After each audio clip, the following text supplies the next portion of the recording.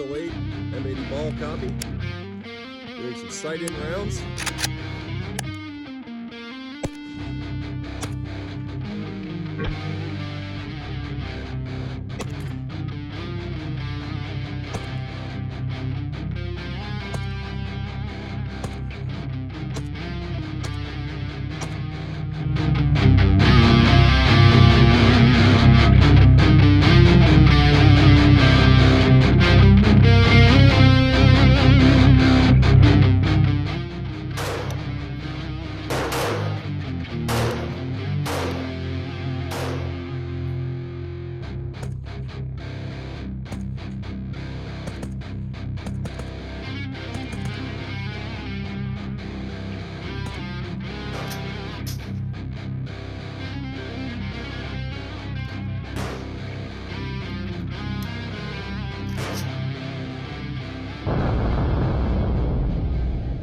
Welcome back to American Arms Channel, ladies and gentlemen. I'm Drake, and because my office is currently a little bit of a mess and out of order, and the reloading bench is actually very organized and put together, we're going to talk about the Zastava M77 today here at the bench, and we're going to dive into the internals. This is the 1300 round update.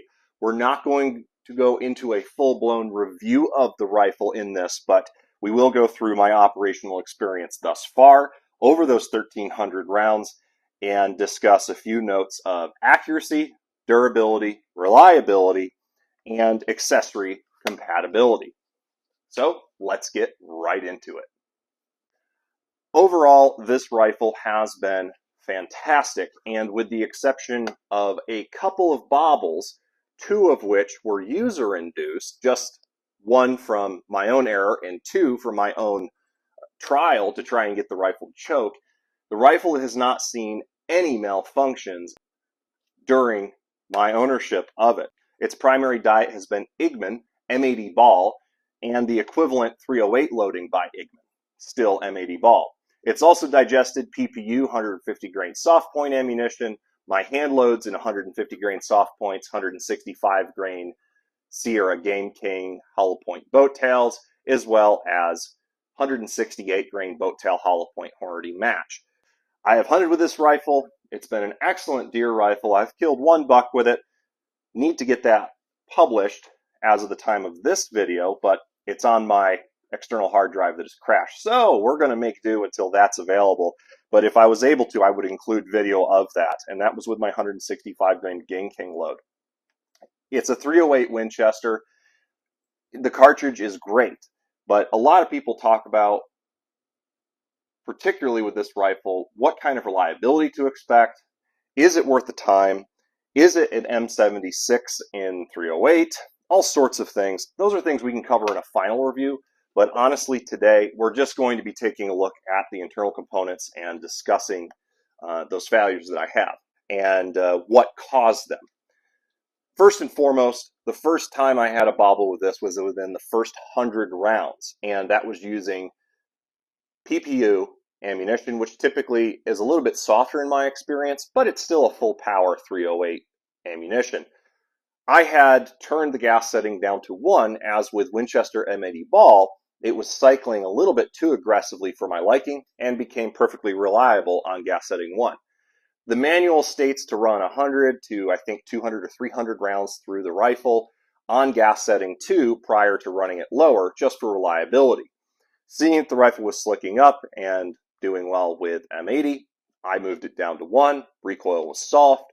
It was a very enjoyable experience and super reliable. Put PPU in it and had a bobble.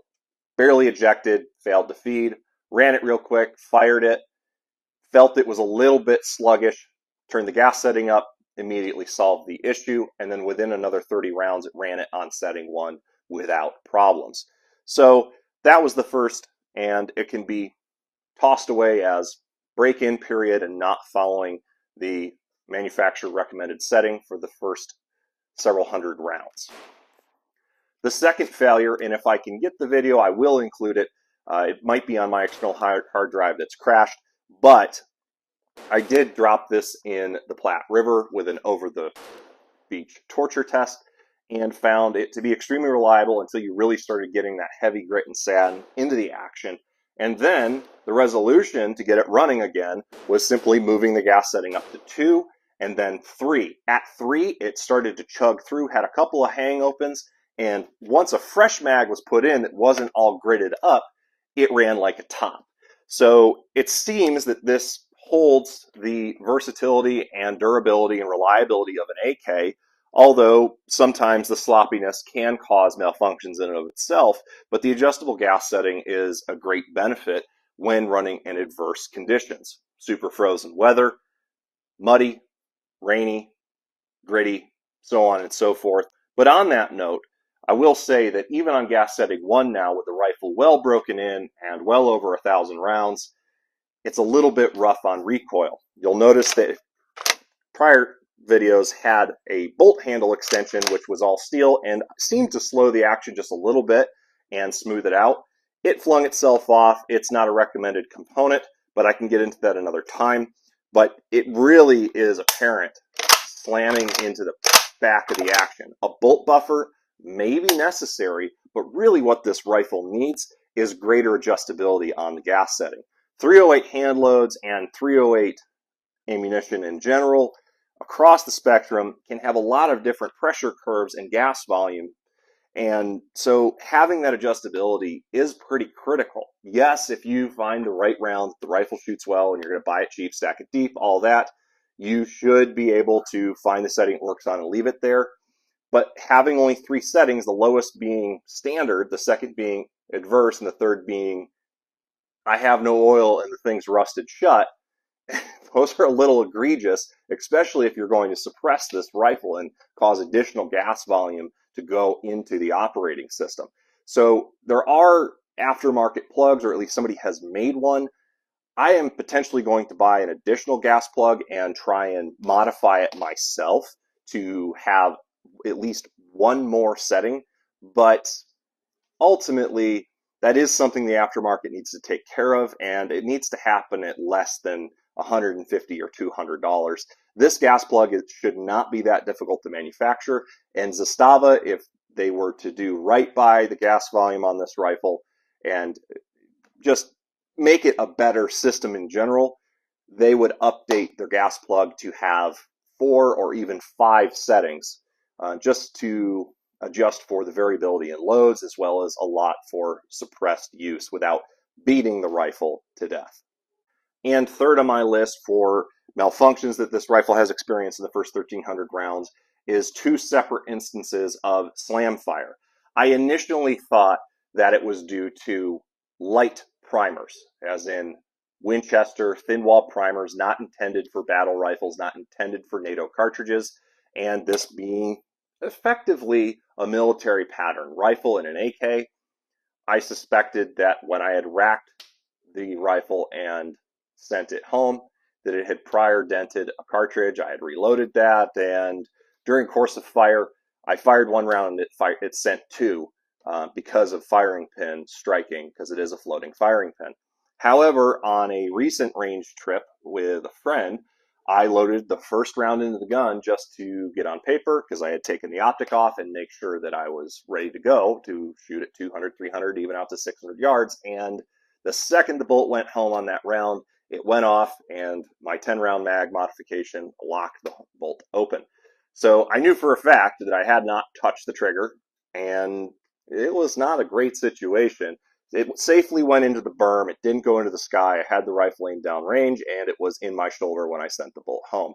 So it wasn't a problem in regards to where the round went, but obviously you don't want to send the bolt home or rack the rifle and fire a round off into the ether to land God knows where if you're not being 100% conscious of your muzzle orientation. So that is a concern. And what I can say is that is one from the firing pin being maybe not so much heavy, but free floating and without proper fitment. I have had to lightly remove some material to ensure that that firing pin can move, but I did know early on that it wasn't exactly shake free. And as the rifle dirties, that firing pin does not have enough free tolerance to not lock up. So slam fires may be an issue if the rifle is not properly maintained. I've not seen this prior on an AK, but I've not had AKs that have had a bound firing pin or a slightly out of spec firing pin. Could I send this to Zastava, or could I simply acquire a new firing pin and make sure it works? Absolutely. But for now, I'm just going to work with having slightly modified the firing pin in that I have taken off the excess material to free it up and allow it some float. I am also not going to be loading anything else besides military style ammunition or CCI number 31 or 41, whichever they are, but the 7.62 NATO pattern primers that have a little bit thicker cup wall. So that is something to make note of, and I would be conscious of that if you're buying one of these rifles. Make sure you check your firing pin float, and you're not going to get a chance for slam fires. One malfunction I did want to note while we were talking about it here is this one that did not make the cut for video 3 on the rifle. But it's actually not a slam fire, but a sear engagement slip. Here you can see I've fired, I've pinned the trigger to the rear, and right as I'm about to move my finger off of the trigger and let it reset, the hammer slips off of the sear disconnect and sets the rifle off without me expecting it. So let's take a look at that again, slowed down here. I fired, I pick my head up, and with the trigger still pinned to the rear, the gun goes off. This is the only time I experienced this, but it is of note. That all said, let's take a look at the rifle on the insides and go over some final thoughts. All right, so as you can probably see, there's a little bit of wear and tear on the rifle. I have had this rifle for 2 or so years, and it has been very durable as far as the finish goes. It's not like I have used my rifles, but I do use them fairly heavily, and especially if you take a rifle hunting, it inevitably will get bumped and scratched at some point during the journey. So it's done pretty dang well overall, and I'm very much pleased with it. We see the 25 round magazine in this. There are 3 magazine capacities available, as well as 1 with limiter. There are from CS spec magazines 25, 20, and 10 round mags, and they have a 5 round limiter available as well. And you have the Zastava manufactured 10 round magazines that are available directly from Zastava. These are all right and great bench mags, as well as great to modify down to 5 rounds. But compared to the CS specs, these magazines are definitely not as high quality. They have a nice blue on them, but they wear pretty quick. Their foulers are not the best, and overall, I wouldn't spend the money on these guys. I would stick with all of the CS spec products because that's what's available, and they work very, very well. I actually have dropped one of these mags, fully loaded on the concrete, bent the feed lips, unloaded it, bent the feed lip back to about what it looked like it needed to be, reloaded it, took it to the range, not a single problem. So as far as AK mags go, they're a pretty dang good AK mag in 7.62 NATO. Do note, though, if you're hand loading for this, you do not have a lot of internal space for overall length of your cartridge, so you're going to want to work with stubby bullets, stuff that's going to give you something to actually maximize powder capacity if you're concerned about that, or get the velocities that you need. But yeah, if you're loading longer bullets, it's going to take up a lot of case capacity because you're not going to be able to seat them further out like you would on a bolt gun or even some ARs with metal mags. So do take that into consideration.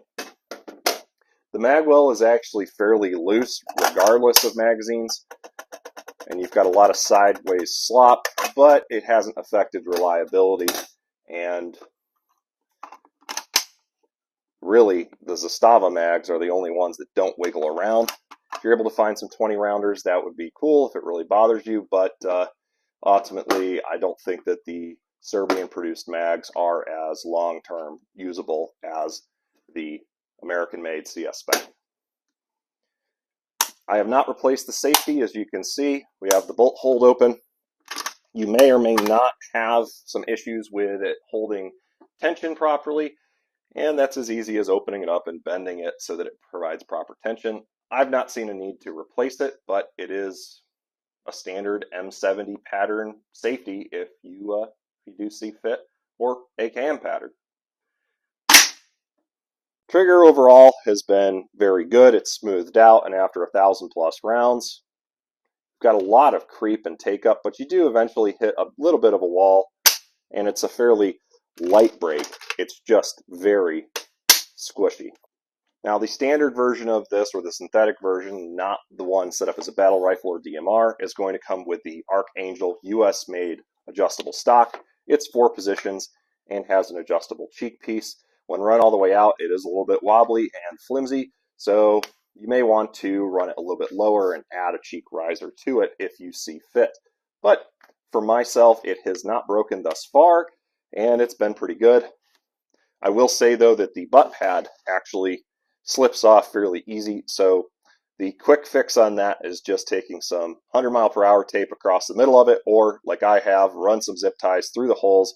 You've got a spot up here at the top of the stock you can run through, put one at the relatively the middle of the butt pad and one at the toe of the stock, and you're good to go. It has been like that for several hundred rounds now, and went through all of hunting season in 2023 like that, although I only hunted with it several times, but that's where I found that the butt pad was slipping off, rubbing against my hunting jacket. Tango down grip is great, and you do have a storage compartment, at least with the one that I received, but I don't store anything in there. There's not really enough room to do much with it. You could put an AK pattern cleaning kit in there. Speaking of cleaning kits, the cleaning rod recess on the synthetic stock is not really usable, and I pretty much have to remove the forend to get it to seat correctly. Under recoil, that rod also wants to go forward and leave the rifle, as well as I saw about 1 MOA addition to the rifle's average groupings with the cleaning rod installed. So all of those things considered, I have kept a cleaning rod off of my rifle. Simply carry an M14 pattern cleaning kit or standard Walmart special cleaning kit in your go bag or your hunting bag if you need to make sure that the rifle is good to go. A bore snake also works well. A G3 cleaning kit is actually a perfect addition to this rifle and will give you everything you need. This is the JMac Customs GFCH 14, if I said that correctly. Yes, GFHC 14-14, pardon me. And it's a standard 14-to-1 left-hand thread 4-prong muzzle device with a slightly short gap on the bottom to prevent tuning fork ringing. Now, this guy could be longer. They may offer a longer one now. It's not exactly intended for 7.62 NATO, but it does reduce flash and provides a little bit of vertical compensation. I didn't want this rifle to be barking so much. I just wanted a little bit better flash suppression than the OEM slant brake, and this keeps it fairly level. It's been a very good brake, and since it's been recently cleaned, it is not tight to the rifle, but it does cause a little bit of carbon buildup based on its design, and will get tight to the threads. But we'll take it off here. We'll note threads are perfectly fine, and there is no issue with the rifle, but there is a good amount of carbon buildup that does occur from time to time on the muzzle and on the first couple of threads. Then it sort of locks this guy on, and I've noticed once we've got a little bit of carbon buildup and this guy isn't moving at all, sometimes the groups seem to average a little bit better, but it's not like this rifle is a precision rifle. It's a battle rifle, so getting 2.5 to 3 MOA out of most hunting and military loads is acceptable and very much usable for social and hunting purposes. But if that isn't satisfactory to you, you can play with it, but this probably isn't the rifle for you. A note on mounts. The AK Master mount is the mount that I've gone with, and so far, for around 400 or 500 rounds, has been a very good mount and has had a couple different optics on it. But I can say that it has experienced a little bit of degradation on the stop plate, which is concerning since the UTG-made Zastava branded mount actually busted on its stop plate right here. It started to loosen up.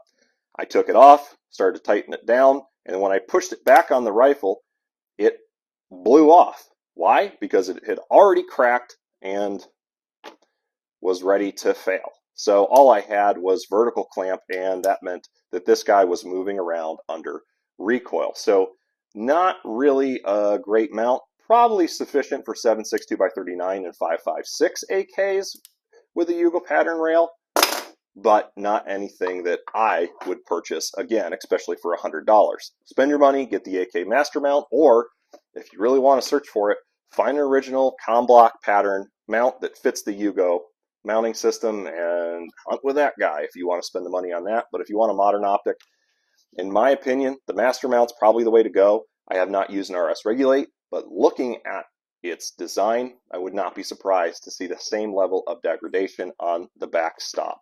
Now, with the AK Master Mount, you can clear the dust cover and completely disassemble the rifle, but for the purposes of this video today, we are going to remove the Master Mount. I'm going to collapse the cheek piece just because, and I have already popped this open. I've got this sucker tightened down pretty dang well, so she doesn't move.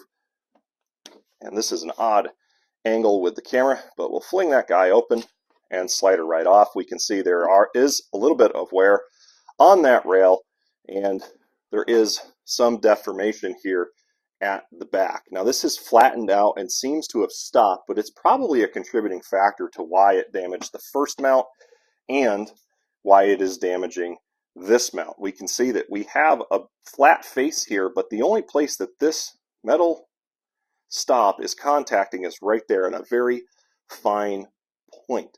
It's not a flat surface, at least it wasn't, and now it's not the greatest. But we do see that we do have indexing here on the cutout as well as vertical, so you do have 3 points stop here on the Master Mount, whereas with the Zastava branded UTG Universal Mount, you have 2 points, vertical and horizontal backstop.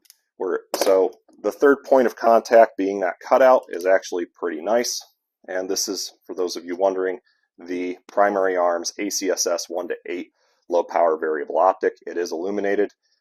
Good optic, not as clear as I would like it to be on 8 power, but it is holding up just fine, a lot better than the Swamp Fox Tomahawk that was on it prior. Having moved that out of the way, we now can see our detent here, our push button to stop the recoil spring assembly. I've got a bit of sand and grit in this thing, so it's become a little bit difficult for me, but if I push it in enough, I can eventually get it open.